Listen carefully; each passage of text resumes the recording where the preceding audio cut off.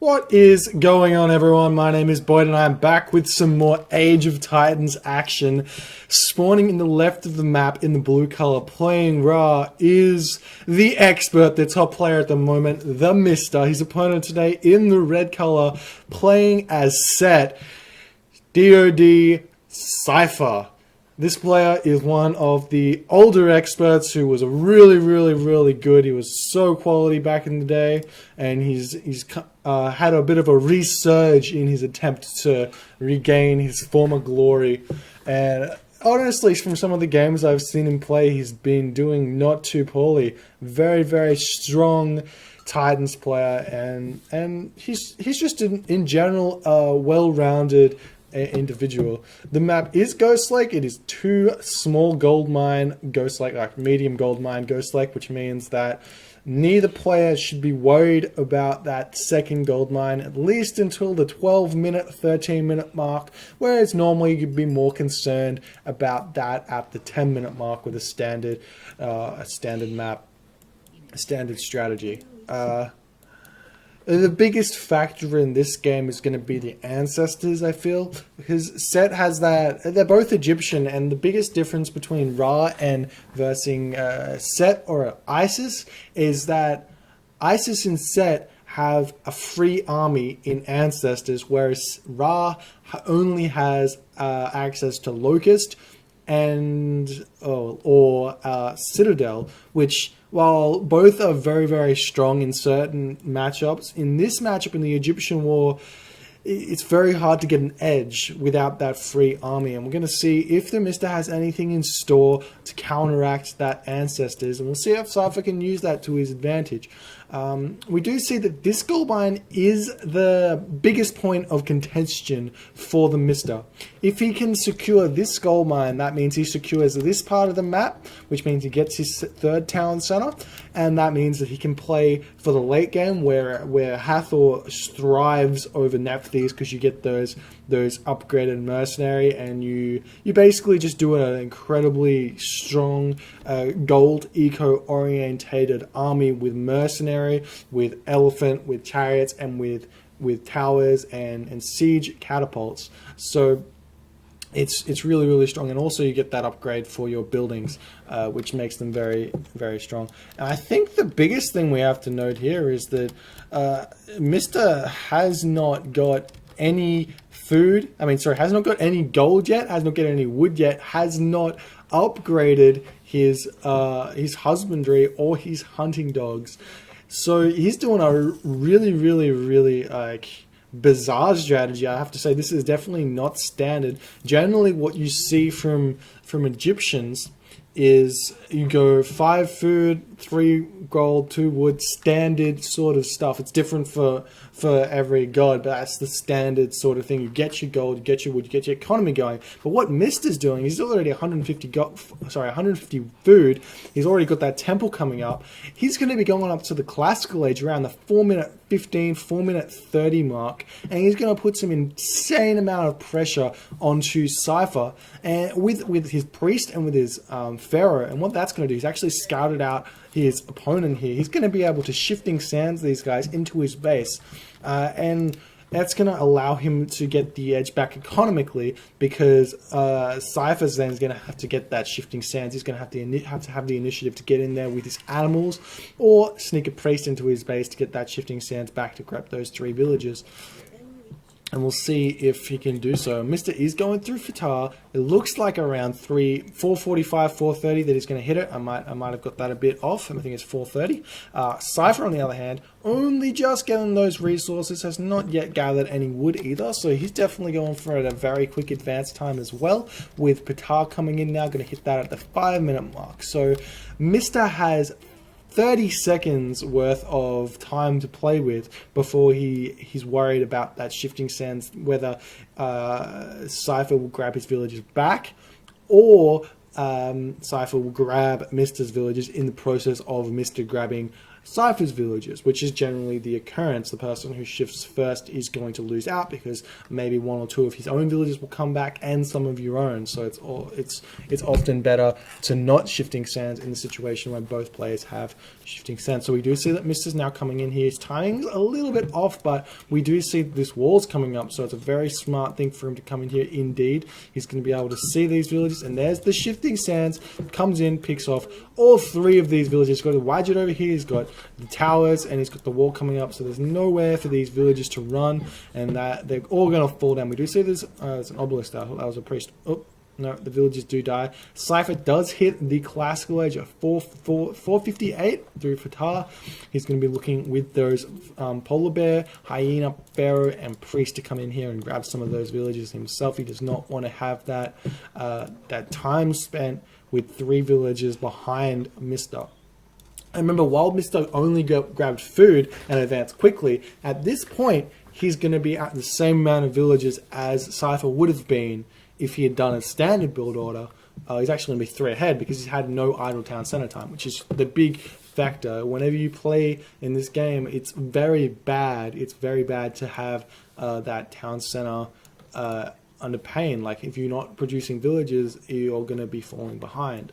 And we do see that the Wadjet coming in here, going to be trying to pick off this Wadjet of the Mister, but Mister's actually going to lose that Wadjet for free. Unlucky for him, that means that Cypher's got a little bit of a win here. But remember, we do see Cypher coming in here. He's going to attempt to shifting sands these villages, but those villages are just going to retreat off that gold mine, do not need to be there anymore. And Cypher taking a lot of damage from that tower. That Pharaoh getting very close to dead there, and Town Center dealing a bunch of damage to those animals of Set. The Pharaoh is in a dangerous position there. He's almost getting picked off. Actually does get picked off here. And now Cypher, he's going to be having to sit in this gap here. He's got this Pharaoh which can come in here. And unfortunately for Mister, focus fired the priest instead of the Wadjet there. He probably could have picked off that Wadjet in the time he had, and the priest would have just been there. But little to Cypher's knowledge, Mister's actually mining from this gold mine over here. So really what Cypher's going to have to do is he's going to have to come in here and grab these food villages on the town center, but they can just get garrisoned immediately as soon as they come into range, and they can take an insane amount of damage. Unfortunately for Cypher, that Wadjet's going to start getting picked off there. The Wadjet's actually going to die faster than the priest will, so the priest can just retreat back after the Wadjet dies, and then nothing bad will happen there. The armory for Cypher going up at the moment. Armory for Mister has gone up as well. Mister, though, is sitting at a very low amount of resources at the moment. Cypher definitely going to be able to get to that heroic age miles before Mister does, even though Mister did hit the classical age so much earlier than Cypher. This shifting sands war has been won by Mister for the time being. He is a little bit in front. He's going to be putting some more villages over onto the gold mine, and he's going to start farming. He has got Shadoof. He doesn't have plow just yet, but he can research that at the moment. He's going to be able to rain, and he's going to get those resources incoming extremely quickly. You do see he's doing some clever garrison micro where he sends his villages off to the farms faster. It's a bit more efficient, and that's what this game's all about. It's about efficiency and how your resources come in. We do see that Cypher has started researching Nephthys at the moment. He's at 43%, and he's got his Pharaoh popping out here. So he's more than likely going to actually send these dudes forward. I would actually plant my Migdol right here if I knew what was going on Mister's base. You should be able to predict. He went so fast to the classical age. He's invested so much into this push. His Pharaoh was off resources. He's not going to have the resources to go to the heroic age anytime soon. He doesn't have a Wadjet. He doesn't have anything. He doesn't have line of sight on this spot. He should be sending those villages forward. In fact, I would use shifting sands on this location here. Chuck that Migdol up and gold star. Don't even push in. Save your ancestors until Mister decides he wants to push out, and then just beat him back. Use your siege towers to push in once you've beaten him back, and then just take the game that way. That is a clean-cut victory for Cypher. But what Cypher's going to do is going to do this defensive route. Put that Migdol up, secure his own large gold mine so he doesn't have to worry about that one. And he's going to continue up with that. He's going to produce what looks like cavalry and chariot archers. Generally, what you see in Egyptian wars is a pure chariot archer siege tower composition. But what people have been doing recently, actually I say recently, but it's been for a long time, it's recent in terms of how the game has evolved. The game started in 2002. I'm talking about 2011, 2012, 2013, now 2014. Players have been mixing in cavalry into their army in order to dodge arrows as Ra and Set and Isis, because the cavalry have high enough speed that they can actually dodge them. So if you put 1 or 2 cavalry in your army, couple of siege towers and the rest chariot archers, your cavalry are actually invincible unless your opponent builds enough cavalry to counter you. So that meant that both players were starting to produce a fair amount of cavalry into their army to deal with the 1 or 2 cavalry which were distracting them, and then they push in, they surround the enemy chariots with all those cavalry, and they just micro the ones which are getting focus fired to keep them invincible. And there we go, Mr. does hit the heroic age through Hathor. He's putting his Migdol stronghold down.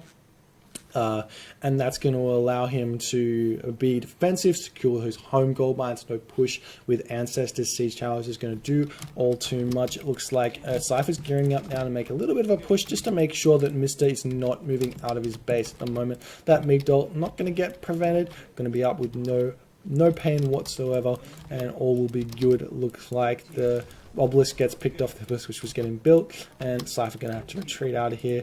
Oh, Ancestor's getting used here. That's a little bit weird. I think he's using that for the economy. He wants to get some economy back because he lost out so heavily onto the shifting sands of Mista, but Mista's got so many priests at the moment. Shifting Sands gets cast there, but this is a bad thing. Hathor has been researched by the Mista. Mista going to use Locust on all those villages, picking off so many of them for 3 villages in a Pharaoh, completely worth there. Ancestors losing out there as well, not actually picking off 1 village there for Ancestors, not worth at all. Does not distract any of the base of the Mista. So Mista losing 4 villages in that exchange for what looks like 5, 6, 7-ish villages dying for. Actually, that was one of Mista's villages. Probably 6 or 7 villages of Cyphers for 3 villages in a Pharaoh of the Mista. So Mista winning out there in that trade. A bit of a misplay there by Cypher. Cypher should not have used Shifting Sands then until... actually, probably could have used Shifting Sands on the back location over here to keep the villagers away from any plausible location of Locust. Not really thinking that one through there, Cypher. Now Mista has the edge here. There's no Ancestors. There's no Shifting Sands. And Mista can now produce siege towers. He can now safely expand to this large gold mine. He can chuck a Migdol on that, and then he can get his 3 town centers safely. He's got the economic lead. He's probably got more upgrades than Cypher at the moment. He's got Shaft Mine, 2 Cypher's only pickaxe. He's also got Plow. He's got a bunch of farms, so he doesn't have to worry about food. Doesn't have to spend all that gold on farms. Remember, Cypher does have Shadoof as well, so they don't actually cost that much gold, but 10 farms is still going to be 300 plus gold even with Shadoof. I think that's 400 actually, but I'm not exactly sure how much farms cost. It's either 45, 40 or 35. It's one of those 3. I can probably check.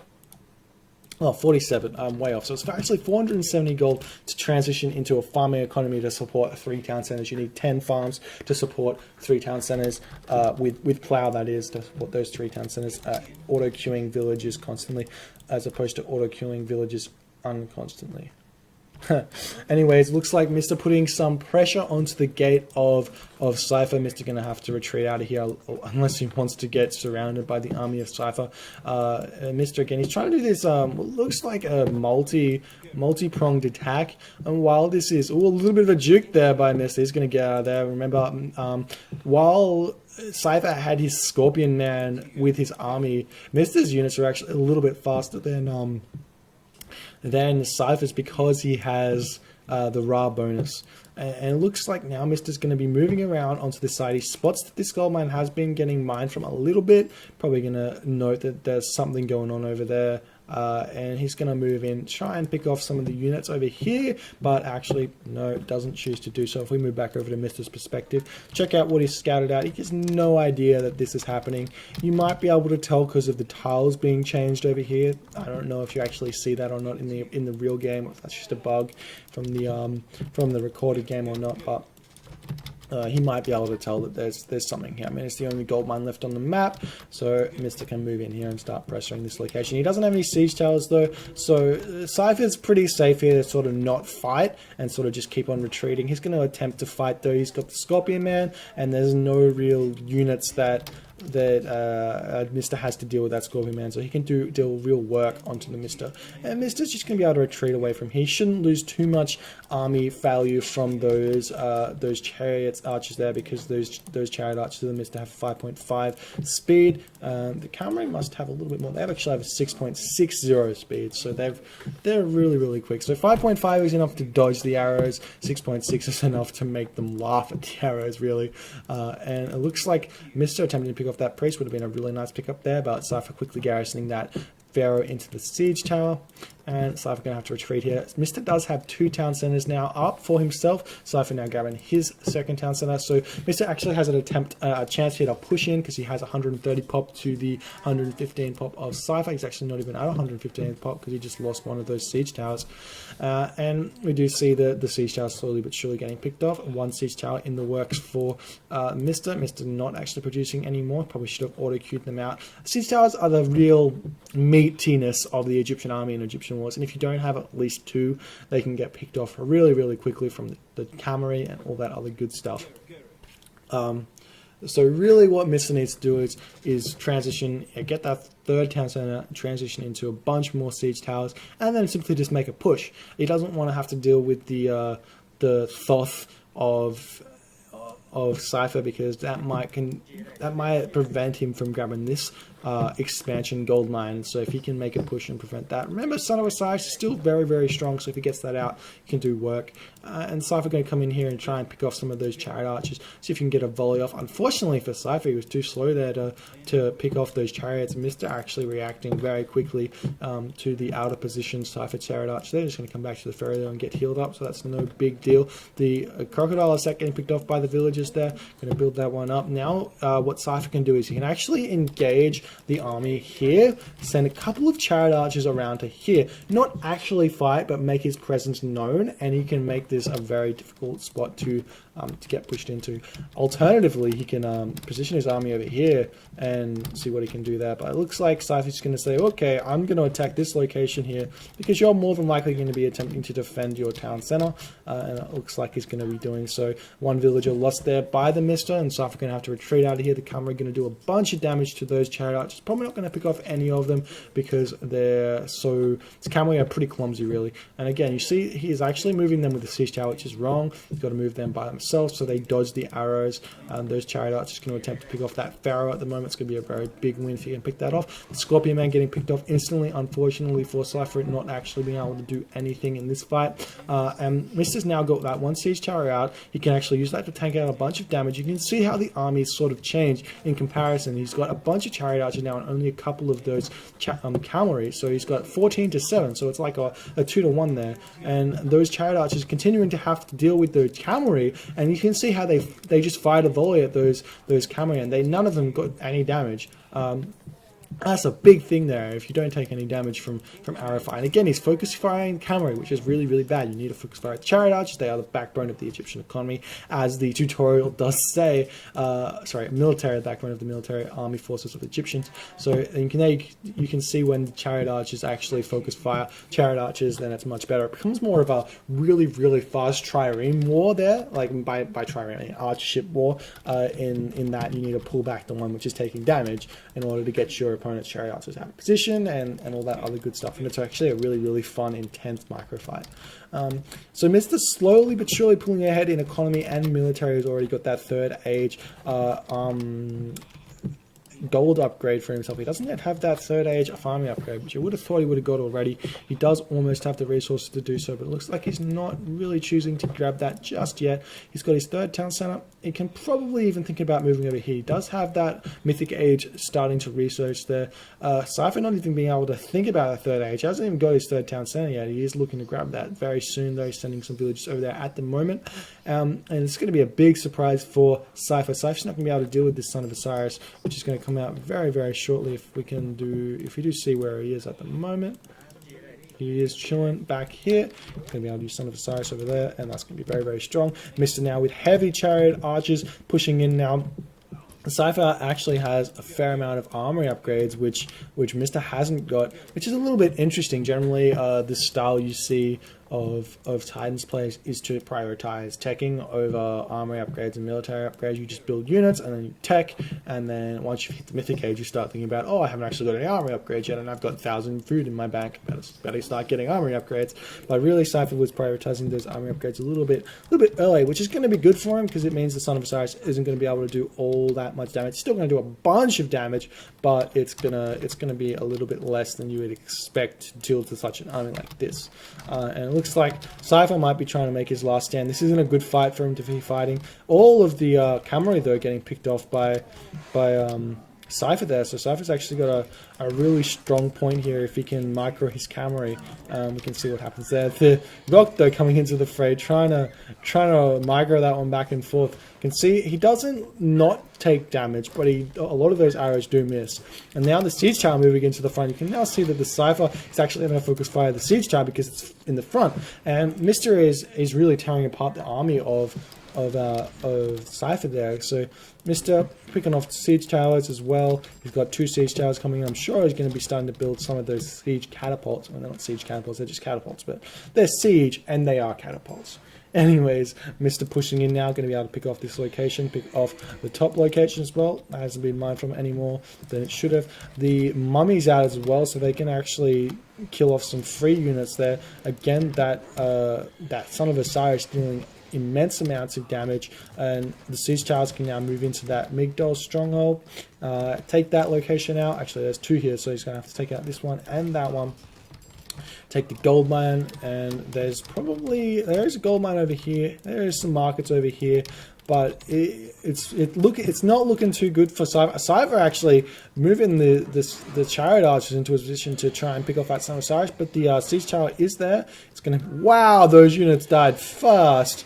They were so busy trying to pick off that Son of Osiris. Son of Osiris just moved away. Those chariots moved into the army, and the chariot archers and the Pastustos of the Mysta picked them off so quickly. Mysta wins. GG. Cyfer unfortunately could not deal with the power of Mysta, could not abuse his god well enough. I still believe if he had understood what Mysta was doing a little better, he would have aggressively placed that Migdol, and it would have been very, very difficult for Mysta to have won that. I think he misused his ancestors. He wanted to get back the economic advantage that Mysta had on him, and he also used Shifting Sands, which allowed Mysta right into the base of Cyfer, which he had walled off, funnily enough, which meant he was never going to get Locust in his base, and the Locust was huge, gave Mysta an economic lead, took away the potential military advantage which Cyfer could have had with Ancestors, and he won the game there. So that was really well played by Mysta. A couple of mistakes by Cyfer, unfortunately. He probably could have taken this game, really. And that's a really interesting strategy as well by Mysta with that really fast uptime to counteract the Patar standoff, stalemate, because you can't Shifting Sands first. It's bad. So he gets there fast, beats Cyfer to the point, to the point, and he takes the game. Anyways, my name is BoIt. Thank you guys for watching, and I'll see you guys next time.